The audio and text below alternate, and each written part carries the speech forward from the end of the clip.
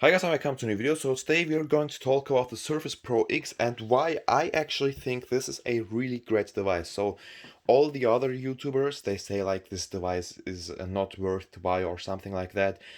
I actually think that this device is a really great device for students and all that.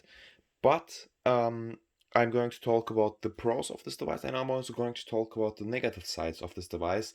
And I will also tell you whether the negative sides could affect you or not. Okay, so first of all, this is a completely structureless video, so I haven't made any script or something like that for this video.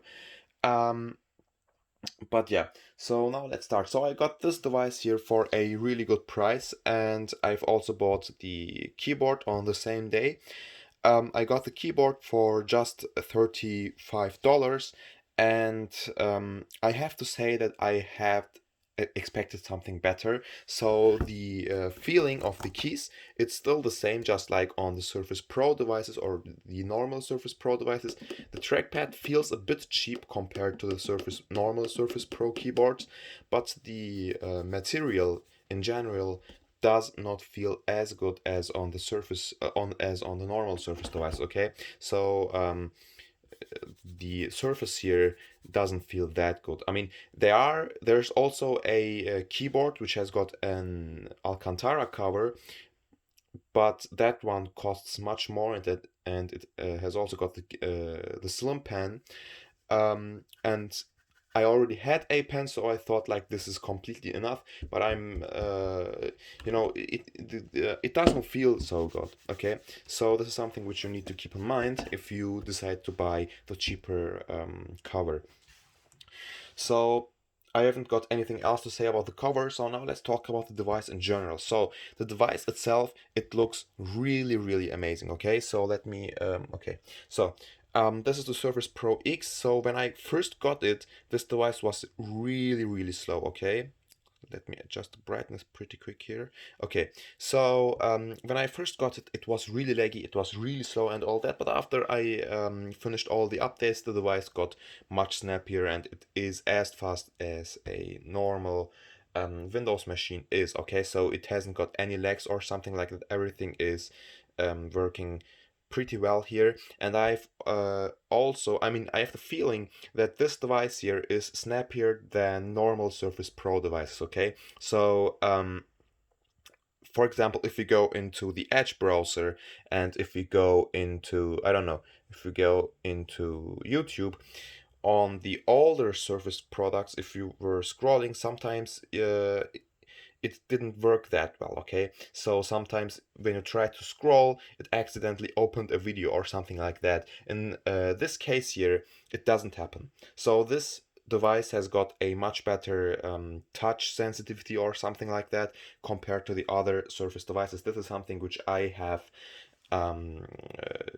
found out, and in general, this device does look much better than all the other Surface devices out there. Okay, so it has got really slim bezels. These bezels here, they are even slimmer than on the ones which you have on the iPad Pro devices. But here on the top and on the bottom, the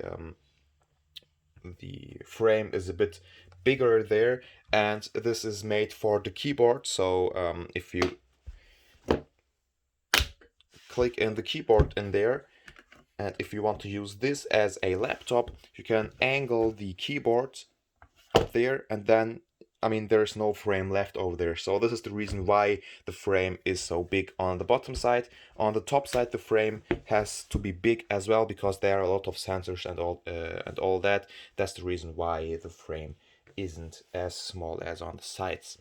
Okay, so the biggest problem of this device here, or they call it problem, is its processor. Okay, so it has got an ARM processor, which is a mobile processor actually, and it is almost as fast as the Intel i5 of the 8th generation. Okay, so it is not as fast as the Surface Pro 7 or the Book 3 or the Laptop 3.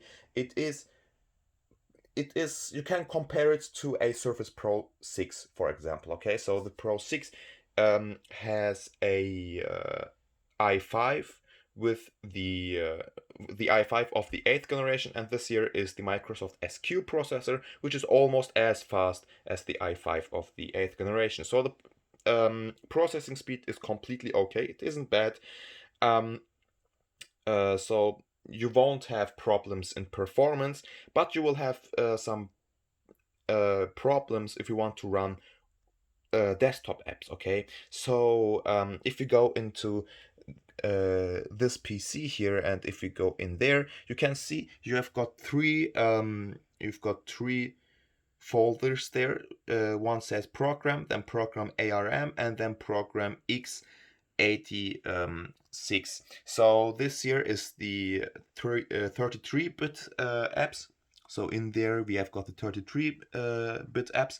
These do work on this device, but they don't work that well. So if you install a normal application, no matter which application, okay, so for example, you install Notepad++ or I don't know, CC Cleaner or something like that, they are gonna work, but they won't work as good as they would work on a normal 32-bit machine, but it's still okay. So you don't need to worry about that. You don't need to worry about compatibility issues and all that. They're all gonna work. Stuff which won't work is, I mean, heavy stuff, okay? Heavy stuff won't work on this device. So if you want to do some CAD works, or if you want to play games, or all that stuff which is not available for 32-bit won't work on this device. So you cannot install 64-bit programs on this device. This is something which you definitely need to keep in mind. They won't work, and you won't be able to install them on this machine. But you can install all apps from the Microsoft Store, so this is something which is great. And all people say like the Microsoft Store hasn't got many apps and all that, but no, I mean, it is still okay. I mean, if you are a student, the thing which you will do the most will be work on PDFs or watch some YouTube videos or tutorials, or I don't know. So as being a student, I can say that this device here is completely enough if you won't work with CAD and all that stuff. If you need to work with heavy stuff on your in your university, then I wouldn't suggest you to get this device. But you can get it. You can still get it if you have already got a normal PC, as I have. So this one here is your backup PC. You can call it backup PC or something like that. You know. But if you haven't got a normal PC yet, I would not suggest you to get this device, because this device is not a full PC.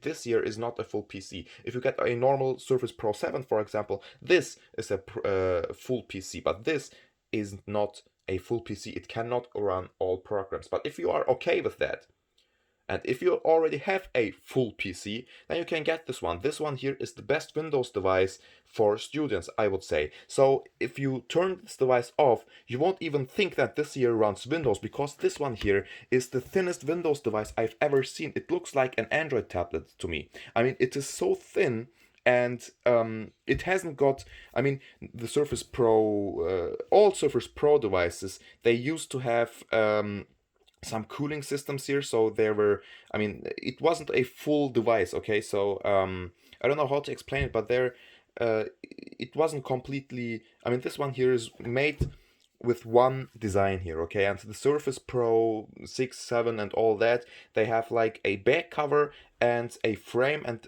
between there are some, you know, holes for the cooling system, okay? And this one here does not have a cooling system. It hasn't even got the holes for the cooling, and it doesn't even need those, because it doesn't even get hot. This is also something which is really great. It does not get hot as all other Surface devices do. I used this device for editing some PDFs and all that. It did not get hot. It was not hotter than my skin was, okay? So this is a really great device, and it feels comfortable. If you write on the screen, and if you feel the hotness of the other devices, this doesn't feel good, you know that. And this one here doesn't get hot, so you won't get annoyed by the hotness of the device, you know. This is also something which is really great. And the slim bezels, they make it much much more comfortable to write on the screen than on the Surface Pro 6 and the Pro 7 all that. So it's a really great device for watching YouTube videos, for editing some PDFs, to write on the screen. It's a damn great device, okay? So I would really recommend this one here over all other Surface devices if you want to do this kind of stuff. And usually students are those guys who do that kind of stuff, okay? So this device is purely made for students who already have got a PC, and I would definitely suggest you to get this. One single problem is that it is only available in black, and therefore you can see all the smudges, all the fingerprints here, and I mean, you can't even wipe them off with your shirt or something like that. They will stay there until you get a I mean, so here, for example, I've got alcoholic things here. These will definitely help to get the smudges off from there, but it is a damn fingerprint magnet. So I would love to see this device in the normal surface color, which is silver, so just like the keyboard and the mice and all that, or the Surface Laptop 3. It would be really great if there would be another color option out there, but I'm still okay with that. Another nice thing is that you can upgrade the SSD. So this is not possible on the Surface Pro 6, Pro 7 and all that. It's only possible on this one here. It's also possible on the Surface Laptop 3, but the Laptop 3 is a completely different story. So it's a normal laptop and it's not a tablet. Yeah, you can upgrade the SSD. You cannot put in a SD card, so this is one of the downsides of the device. There is no slot for the micro SD card, but you don't actually need that if you can also upgrade the SSD, you know what I mean. Another small disadvantage is that this device does not have a USB-A port. Therefore, it has got two USB-C ports, which are really powerful. So, I mean, you can already see it. You can see it here. There's no space for a full USB-A port. Yeah. But these USB Type-C ports, they are really powerful, so you can use these to charge up your device or to connect to another screen and all that. You have also got the Surface Connect thing there, and the worst thing of this device here is that it hasn't even got a 3.5 millimeters headphone jack. So this is something which I really miss on this device. So if you work, all of you probably, or I think that all of you, they should have wireless earphones, okay? But you usually use them with your phone, and you don't want to unpair them with your phone and pair them again with your tablet. So this is something which definitely sucks, and it would be really great to have the 3.5 millimeters headphone jack on this device. But if you can live without it, and I can, then this shouldn't be a big problem, okay? So, yeah, that's everything I wanted to say about this device. So in general, it's a great device. It's powerful enough, but it cannot run all programs, and it is not a replacement for a full PC. But if you already have a full PC, you can definitely go for this one here, and you will be. I mean, it's the best Surface product I've ever seen. The only problem is the processor, but everything else is like really great. The battery life, damn, the battery life is the best. I mean, if you turn off the screen and if you sleep overnight, it will just drain about 1 or 2% of battery. All other Surface devices, they go into the power mode where the device actually turns off. And even in the power mode, they drain like 5 or 6% of their battery. And this one here doesn't go to power mode, and it just drains like 2% of the battery, which is really good. Okay, so really great battery life, great speakers, great design, slim design, and it looks really great. So I really love this device. I'm not pretty sure if I will sell this one here, because I got it for a really great price. I could make some profit out of this device, but I will see. Probably I'm also thinking to sell my laptop instead of this one here, so I will see which one sells first. But yeah, so that's everything I wanted to say about this device. Yeah, peace out.